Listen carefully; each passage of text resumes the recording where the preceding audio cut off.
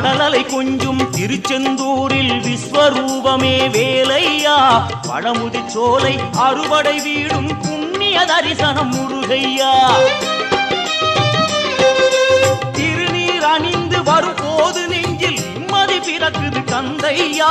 சுகனே சிவனார் மகனே உன்னை பாட பாட சுகமாகுதையா வேல் முருகா அரோகரா அரோகரா வேல் முருகா